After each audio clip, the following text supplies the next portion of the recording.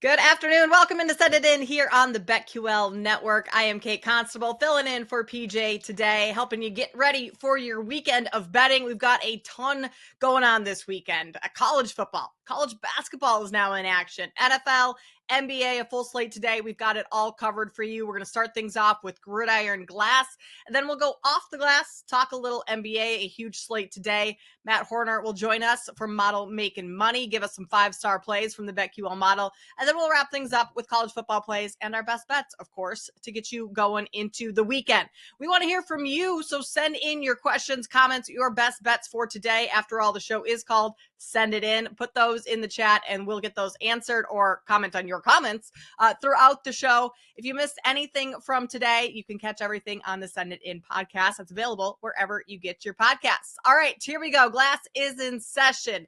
Gridiron Glass, week 10 in the NFL. A very large slate, 4 teams on a bye, but we start things off early in Germany. If the NFL has wanted to grow the game at all, which is exactly why they're doing all these international games, I'm not sure these two teams are the ones to do it. But nonetheless, we have the Giants and the Panthers playing in Germany this week. So a very early kick on Sunday morning. Giants laying 6.5, a very large spread for two teams that are just straight up bad. Like, let's be real here. Neither of these teams are any good, but money keeps coming in on the Giants, moving that number up. The total's 40.5. It's come down from 41.5. I like the under here. No passing game for either of these teams. Bryce Young, Daniel Jones, I don't trust either of them. The Panthers, they've been selling off all their parts. Deontay Johnson is gone. Jonathan Mingo traded away. Adam Thielen still isn't back. I believe he's listed as questionable right now to play. So really the only wide receiver that the Panthers have to go to is Xavier Legette, and he can't do it all. So it's going to be a big ground game for both of these teams, and I think that's going to slow things down and lend itself to a little bit lower scoring of a game. A big game maybe for Tyrone Tracy, the Giants running back. Maybe you look at his rushing attempts over, or maybe an anytime touchdown for Chuba Hubbard, the running back for the Panthers. But either way, I think we're going to see a very large volume from the run game in this one. Under 40.5 is my favorite play here. If you even wanted to look at a first quarter or first under, just knowing that both of these teams are out of their routine, they've had travel, things are thrown off, and NFL players are so into their routine each week. So when that gets thrown off, oftentimes we see a lot of unders. So I like the under 40.5 in the Germany game, Giants and Panthers. Bears and Patriots. As a Bears fan, I'm not really looking forward to this one because every week it seems like the Bears just let me down. They're laying 6 at home right now, which feels like a big number considering the performance that we've seen from Chicago the last 2 weeks, but they are playing the Patriots, who are not a great football team right now. But for me, this one is Patriots or pass. I mentioned it. The Bears are a mess right now. There's questions about whether Matt Eberflus, the head coach, has lost the team. DJ Moore doesn't seem like he wants to be in Chicago anymore. You have a secondary for the Bears that's extremely banged up. They're missing a ton of pieces. They're missing a couple pieces on the offensive line as well. And the Bears offense has only scored 24 points in the last 2 weeks combined. Now, the Patriots aren't all that great, but Drake May has looked better throughout his, every week that he's on the field. I know he missed a little time with that concussion, but he's able to keep that passing game moving for New England. So I have not played anything in this one yet. I probably won't because I don't want to be let down by the Bears in multiple ways this week, but I do lean towards the Patriots getting just under a touchdown on the road. So Pats or pass at +6 for me. Bills and Colts. This is going to be an interesting one. Bills are favored on the road, -4. It's come down from 4.5. I lean towards the Colts here because this is just a bad spot for the Bills. So kind of a fade of the Bills more than it is a play on the Colts or anything. The Bills playing their 5th road game in 7 weeks. That's a lot of time on the road, a lot of travel, and that weighs on you, especially coming off an emotional win over their division rival last week. Went down to the wire with the Dolphins. It really shouldn't have, but it was a closer game than Bills players probably expected. And this is a little bit of a look ahead spot. They play the Chiefs next week. That game is a lot more important to them, just in terms of competition, than the Colts are this week. Bills also have some cluster injuries. No Keon Coleman at the wide receiver position. Amari Cooper is questionable. Now, the Bills wide receiving core has just gotten the job done every week, despite not having a number one target or a huge name with the pieces that they let go in this offseason, but they still seem to get it done. Nonetheless, I think we're going to get a better effort that we did from the Colts on Sunday night or Monday Night Football, whenever it was that they played the Vikings. And that was just not a good performance all around for Indianapolis. I think now being back home, I like the Colts +4 to keep this one close. Falcons and Saints. This is another one they don't have a particularly strong take on. Falcons are laying 3.5 on the road, a divisional matchup. Total in this one is 46.5. But maybe do we get the coach fired bump, because the Saints just fired their head coach, Dennis Allen. Darren Rizzi is the interim head coach. He's been promoted to that title, and the players seem to really like him. Saints are off a loss to the Panthers, too, by the way. So you're embarrassed losing to the worst team in the NFL last week. Your coach gets fired as a result. The Saints have lost 7 straight. It doesn't get a whole lot worse than that. But the talk in the locker room this week is that the team is still connected in New Orleans. There were maybe just some coaching issues and some questions there. Players starting to question Dennis Allen. Well, now he's gone. Do we get that bump? We've seen it a lot. The Raiders a couple seasons ago, even like when you switch quarterbacks with Bryce Young getting benched earlier this season. The Panthers the next week went out and won with Andy Dalton. So oftentimes that does fire a team up. I'm not sure I'm still willing to bet on that just because the Saints have been such a train wreck this year. But if you do like the Saints, even on the money line, +165, I don't think that's a terrible look, or take them just to cover because you're getting over a field goal at the +3.5 there. Bucks and 49ers. Tampa Bay welcoming in San Francisco, who's laying 6.5. I have to take the 49ers here. They're off of a bye, so they've had plenty of time to get healthy, which is a massive thing because health is just kind of what's hampered the 49ers all season. But you have Deebo Samuel back. He's healthy. Christian McCaffrey, not only healthy, but playing for the very first time this season. Again, 49ers, they're off of a bye.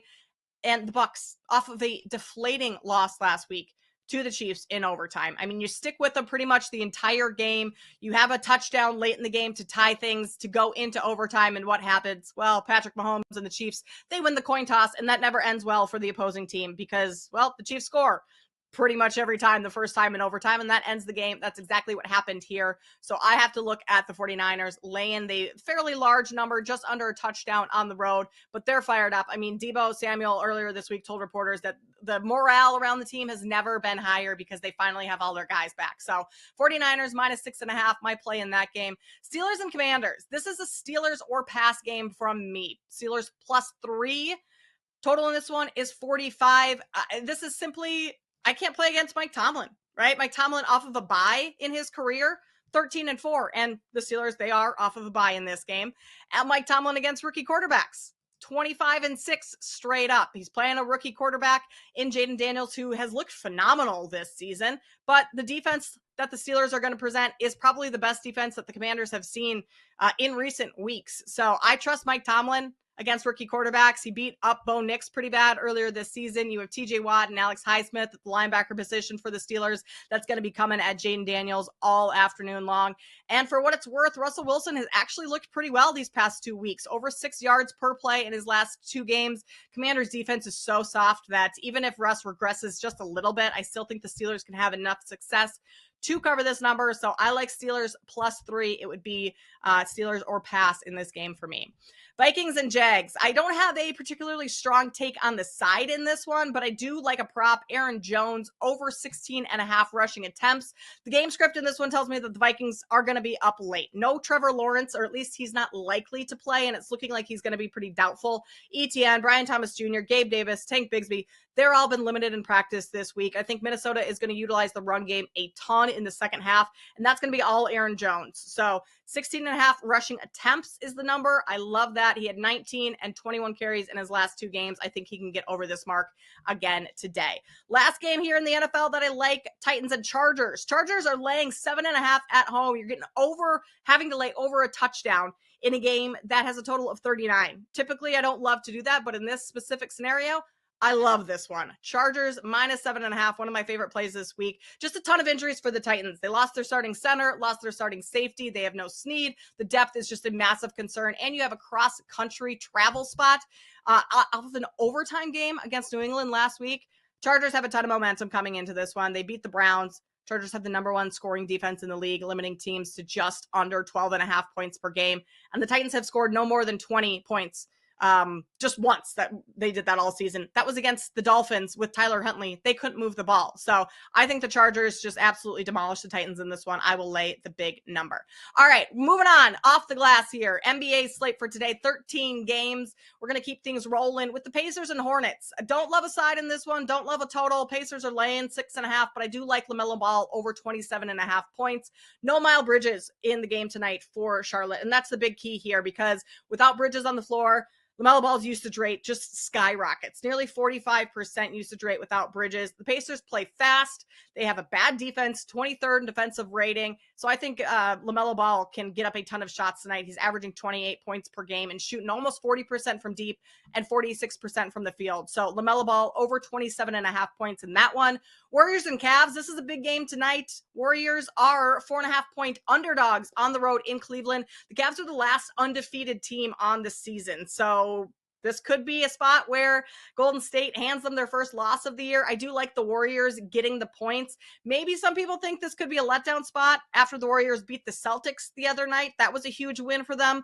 I don't necessarily think that's the case because it's so early in the season, right? And you're playing a team that's undefeated. That's a spot that a team like the Warriors are still going to get up for. Steph has been so good against Cleveland in his career. He's averaging about 33 points the last 3 seasons against the Cavs. And the Warriors, they shoot a ton of threes. And I think that's going to help them keep them in the game as long as they can knock those down. The Cavs are the 4th highest, or giving up the 4th highest 3-point percentage to opposing teams. So as long as the Warriors can get hot from 3 like they typically do, I think they can stick within this number at plus 4.5. Blazers and Timberwolves. Timberwolves are off a back-to-back. They just beat the Bulls last night in Chicago despite trailing by 13 in the second half. They're now laying 12.5 at home. I don't love the Wolves in the full game here laying that number, but I do like the Wolves in the first quarter. I like either their team total over 29.5 or to cover the first quarter spread at -4. Minnesota has the 6th best offensive rating in the first quarter. They're averaging just under 30 points. But the main reason I like this one is because after the win last night in Chicago, Timberwolves players, Anthony Edwards in particular, came out and talked to the media a ton about how Minnesota's gotten off to terrible starts lately, and they have to change that if they want to be a championship team, and they're going to going forward. So I like that this is a back-to-back in this scenario because they can put that into practice immediately, and I think that's going to be one of the main emphases for Minnesota tonight is to get off to a fast start, to have their defense play a whole lot better than they have been starting games. And I think that defense is going to turn itself into offense. So Wolves in the first quarter, team total over 29.5, or you could even take them to cover -4 against the Blazers. All right. 76ers and Lakers. Lakers are laying 7.5, which seems like a massive number for this Lakers team. That's really not been all that great lately, but I do like it. I'm going to lay the points with LA. They're playing the 76ers that don't have Tyrese Maxey. He's out tonight. Embiid is still out. This is the Sixers' 3rd straight road game. They played the Clippers on Wednesday, so they've stayed in LA, but then you get the LA nightlife spot, right? The guys are going out. They're hitting the town, hitting the LA clubs. I think there maybe could be some fatigue in this one for the Clippers. Plus the Lakers are back home after 5 straight road games. So a very long road stretch. They're going to be happy to be back home, ready to go. I'll lay the points with the Lakers. Clippers and Kings. Last game here that we'll talk about. I like the Kings -6.5. I know I'm laying a lot of favorites today, but I think this is just a great spot for the Kings. They're off a home win over Toronto. They've won 4 of their last 5, 3 of those 4 coming by at least 9 points. And the Clippers, yeah, they have won their last 2, but that was against the Spurs. And the Sixers doesn't say a whole lot to me. This is also a spot for the Clippers that's kind of tricky, right? A 1-game road trip. You go to Sacramento to play 1 game before going back home to LA and hosting the Raptors tomorrow. So the front end of a back-to-back with kind of a funky travel spot, and that it's just a 1-game trip. I like the Kings -6.5 plus. Domantas Sabonis has been playing out of his mind lately. I think he can continue that tonight. All right, moving on to Model Making Money. Bringing in Matt Horner to give us our 5-star play for today. Matt, what is the model like this afternoon? Yeah, howdy there, Kate. We're going to go to college basketball. We're going to go with San Jose State -2 tonight. They're taking on Pacific. The model actually projects the Spartans as a massive -9 favorite in this. So, I mean, obviously getting -2, it's going to love that. So that's a 5-star play, and only 26% of the money in this game on the spread is on San Jose State. So people loving the underdog in this one, clearly. But again, the books are going to want San Jose State, and the model loves them at -2. Very good, Matt. What do you like today? What's on your card? Yeah, so we'll talk about college basketball here in a minute. I'm going to go to the ice, though. Capitals on the money line against Pittsburgh tonight. You're going to have to lay minus 165, but I'd only throw a unit on that to win about zero point 0.6 of a unit or so. I talked about and I wrote about how the Capitals are a sleeper in the Metro this year. I liked a lot of the moves they made over the summer. Pittsburgh has looked dreadful on defense. They're allowing 33 shots per game. And in net, they've gone through three different netminders, and the best one they have has a .900 save percentage. It's been just horrible on the defensive side. Capitals, on the other hand, have been great defensively. They've been great in net, and they're just a much better team. I mean, they're surging right now. They're 7-1 at home. People are going to play into the Crosby versus Ovechkin, rivalry that's been going on for so many years. But the Capitals are just a much better overall team. So I'm going with Washington tonight on the money line against Pittsburgh. Love it. I have not bet any NHL this season, so I will be following your lead for all NHL picks going forward, Matt. We had absolutely unreal Thursday night football game. Maybe one of the best we've had all season, although that's not exactly hard to top some of the early Thursday night football games that we saw. But what do you have your eye on for Sunday's Week 10 slate in the NFL?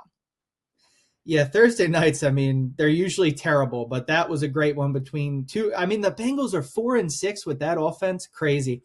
So I talked earlier in the week about how I was on the Texans plus 4.5. I got that number. They're 3.5 now. I still like 3.5 here. 88% of the money is on the Lions, and I pretty much say this every single week, and I bet against the Lions ATS every single week. It's disgusting. If you don't want to do it, I don't blame you at all. But the books are going to need the Texans here. They would love the Texans to win outright. It's the same story every single week, so I'm going to be taking the Texans. I'm actually going to go opposite here. A lot of people love the Steelers in this game against the Commanders, which is shocking to me. The Commanders are usually a public team almost every single week, but right now, 70% of the money is on the Pittsburgh Steelers as an underdog, and they're actually the most bet underdog this week to win outright against the Commanders at home. I was shocked by those numbers, but people are loving Pittsburgh. So I'm going to go with the Commanders minus 2.5 here. I quite like them. If all these people are going to love the Steelers as an underdog, I'm going to go the opposite way. And then I'm going to take the Tampa Bay Buccaneers plus 6.5.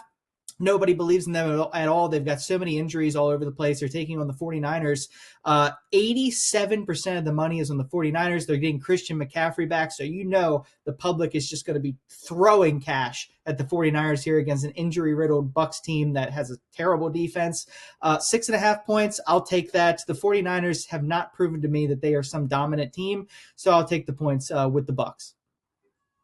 Yeah, you love to play against the public, Matt. And for the most part, I mean, yeah, the public has won the last couple of weeks, but it's about time that the books clean up. So this might be the weekend to do so. How about in college football tomorrow? We've got some big games: Georgia, Ole Miss, Alabama, LSU. What do you have your eye on in college football? Yeah, so the first one I'm going to right away is Ole Miss plus 3 against Georgia. Georgia, I don't understand why people love them so much. I mean, obviously, they've been great over the past several years, way better than Ole Miss has. The public perception of them is much higher overall as a team. They're getting 76% of the money here, laying 2.5, 3 against Ole Miss on the road. I have not seen anything from Georgia that says they are a much better team than Ole Miss. Carson Beck, his draft stock has tanked. I mean, he was going to be like a first-round pick. I don't even know if he's going to be drafted around the same spot as Stetson Bennett was, because he's looked so terrible. He's looked lost out there in this offense. Now they're going on the road again against a really underrated and really good Ole Miss team that's going to be playing for their season here. They have 2 losses. If they lose this game, they're done. They ain't making the playoffs. So I like Ole Miss catching 3. I think they might win the game outright. And then I'm going to go to Alabama minus 3 against LSU. Everybody loves the underdog, LSU here. Alabama going on the road. People don't want to take that because, again, Alabama hasn't looked the greatest in the world, and they want to take LSU at home here, getting 3 points. 70% of the money on LSU in this game. I'll take Alabama money line minus 2.5. And then Michigan plus 14.5. I've bet against Indiana over and over again. The Indiana is the Detroit Lions of college football. I just bet against them all the time, and they always just cover. Doesn't seem to matter. But again, going to be going with them here. 68% of the money is on Indiana against Michigan. I'll take the 2 touchdowns with Michigan on the road. It's disgusting. It's horrible. And just like the Lions bet, if you don't want to take it, I don't blame you, but this is what I do. So I'm going to be taking Michigan plus 14.5.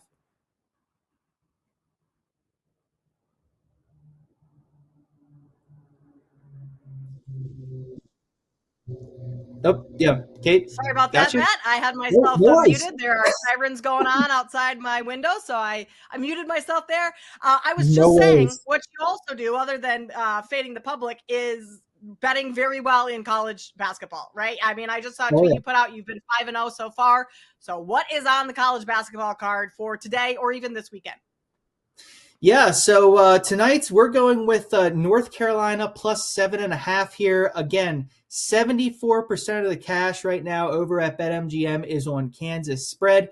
Tar Heels just came off a game against a school named Elon that nobody would ever think it would be close. The Tar Heels were laying 27.5 in that game, and they actually trailed with 7 minutes left, 71-69. Of course, eventually there at the end, they pulled away and they won the game against Elon. But that type of performance, the public's not going to like that. They're going to look at that and be like, oh, this team, they must be a fraud. And now they got to take on the number 1 team in the nation in Kansas that is stacked.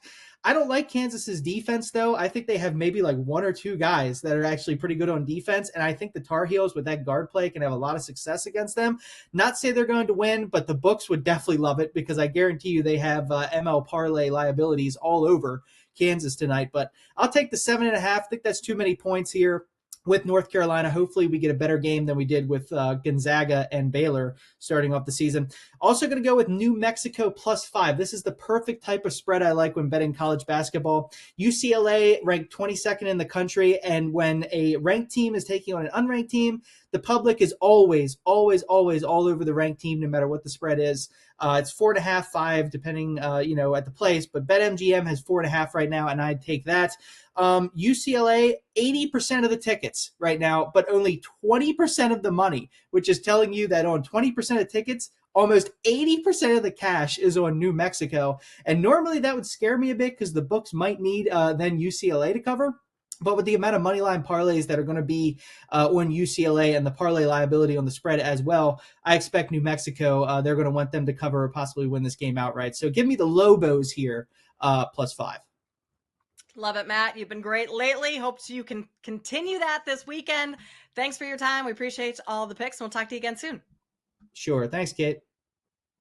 For those people who want to continue to bet but don't have the time to research each individual game, you need to download the BetQL app. It ranks each game on a 1 to 5 star scale based on its unbeatable analysis, from spreads and over-unders to player props. Stay up to date and bet confidently with BetQL's help. All right, going on to college football. Back to Gridiron Glass. We just talked about it with Matt, but Georgia, Ole Miss. I'm going to go the other side. I know he mentioned that a ton of people are riding with Georgia, and there's a ton of money on that, but I like the dogs in this one, despite what we've seen from Carson Beck, and it has not been pretty. Matt's right. Carson Beck, a ton of turnovers lately. He just can't hold on to the football. I mean, that has to change if Georgia wants to win this game. But the Bulldogs have won 11 of their last 12 meetings with Ole Miss, so Kirby Smart has their number. They've won 4 straight by double digits since their loss against Alabama earlier this year, Georgia that is. And outside of their loss to Alabama, who have they lost to in the last 3 years? Kirby Smart beats everyone but a team named Alabama. So I like the Bulldogs getting or laying the points here, even though they're on the road and they're laying a field goal. Ole Miss's run game has been struggling a little lately, and the passing game I think is going to be mitigated a bit by Georgia's secondary. Now, Georgia's passing game outside of the turnover issue has been good. They're averaging 300 yards per game. Again, Carson Beck just needs to keep those turnovers in check. I think he can do that in this matchup, so I will lay the 3 with Georgia. Michigan and Indiana. I'm also going to go against Matt in this one. I'm going to lay the points with Indiana, 14.5. I know that's over 2 field goals, so it's a huge number, but Michigan doesn't have a quarterback. What are they going to do at quarterback right now? They have absolutely no pass game whatsoever that makes them extremely one-dimensional. And Michigan's going to have to run the ball, but that's tough to do against Indiana that has one of the nation's best run defenses. Michigan could also be without its top two cornerbacks in Johnson and Hill.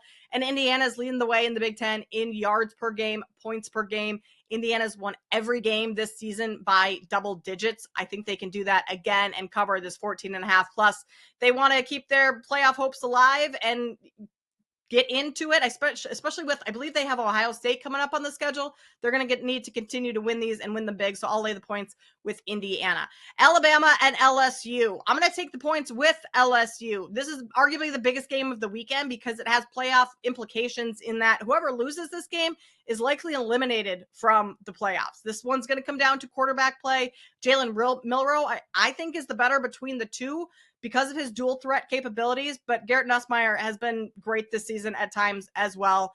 LSU's defense does struggle containing running quarterbacks, but LSU's also had 2 weeks to prepare for this. They've had a bye, so they're coming in fully healthy, rested, ready to go. And what has Alabama really showed us lately? 2 losses in their last 4 games. In one of those wins, they barely got past South Carolina. Sure, they just beat up on Missouri, but Missouri is not a good football team. So I will take the points with the home underdog, LSU getting 3.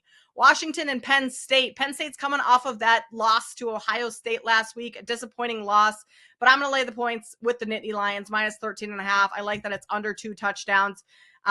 They can't lose another game if they want to get into the college football playoffs because you're going to have Oregon ahead of them in the Big Ten and you're going to have Ohio State ahead of them in the Big Ten, assuming that the Buckeyes win out. So this is just a must win going forward for Penn State. James Franklin, what does he do? Doesn't beat top ranked teams, beats up on those lesser opponents. Washington is certainly one of those lesser opponents. They've lost their last 3 games, or their last 3 losses rather, have all come on the road. So they are on the road again in Penn State. Not a good spot for them. I like the Nittany Lions to cover there. One of my favorite this weekend, it's not necessarily one of the biggest games on the card, but Miami minus 11 at Georgia Tech.